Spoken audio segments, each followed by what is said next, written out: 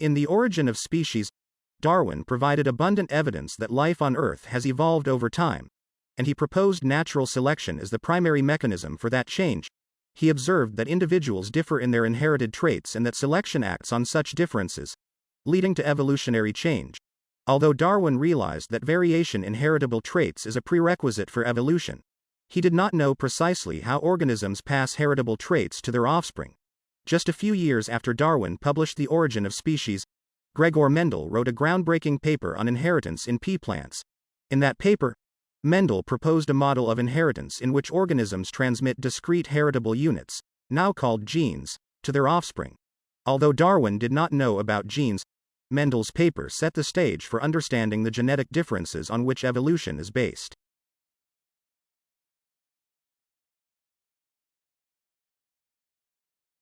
David Olivia Garcia is a co-host of New Mexico in Focus and is also the managing editor for the New Mexico Independent, which is an online news site.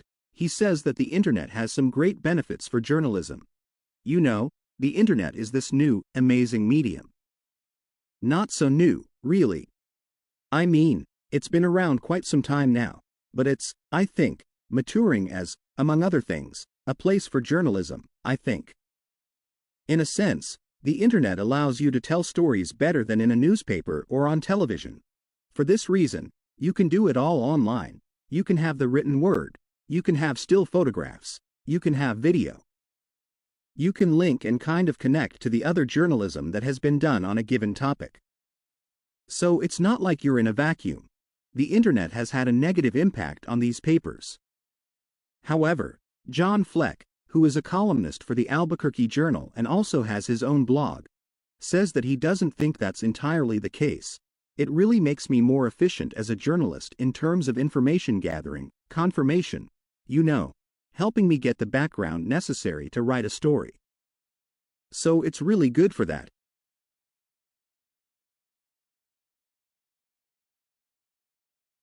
During this period of time, there was a huge surge of activism taking place to reverse this discrimination and injustice. Activists worked together and used nonviolent protest in specific acts of targeted civil disobedience, such as the Montgomery bus boycott and the Greensboro Woolworth sit-ins, in order to bring about change.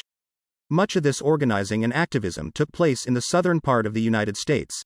However, people from all over the country, of all races and religions, joined activists to proclaim their support and commitment to freedom and equality. For example, on August 28, 1963, 250,000 Americans came to Washington, D.C., for the March on Washington for Jobs and Freedom. They came to have their voices heard and listen to speeches by many civil rights leaders, especially Martin Luther King, Jr., who delivered what would become one of the most influential speeches in history. In the aftermath of World War II, African American civil rights efforts were hampered by ideological splits. The Southern system of white supremacy was accompanied by the expansion of European and American imperial control over non-white people in Africa and Asia as well as in island countries of the Pacific and Caribbean regions. Like African Americans, most non-white people throughout the world were colonized or economically exploited and denied basic rights, such as the right to vote.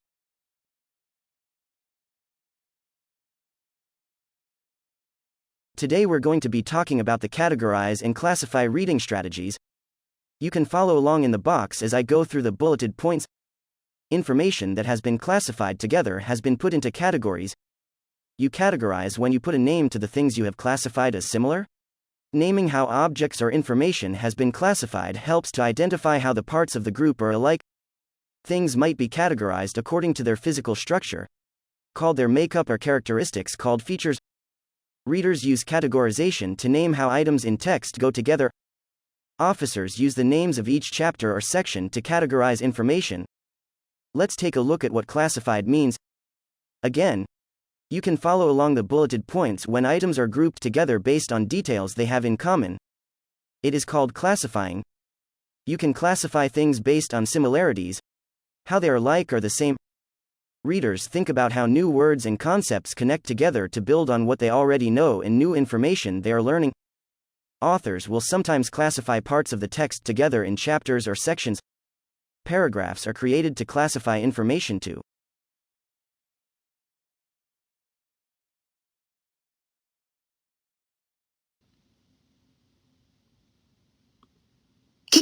describe it the way Miss Flowers taught us?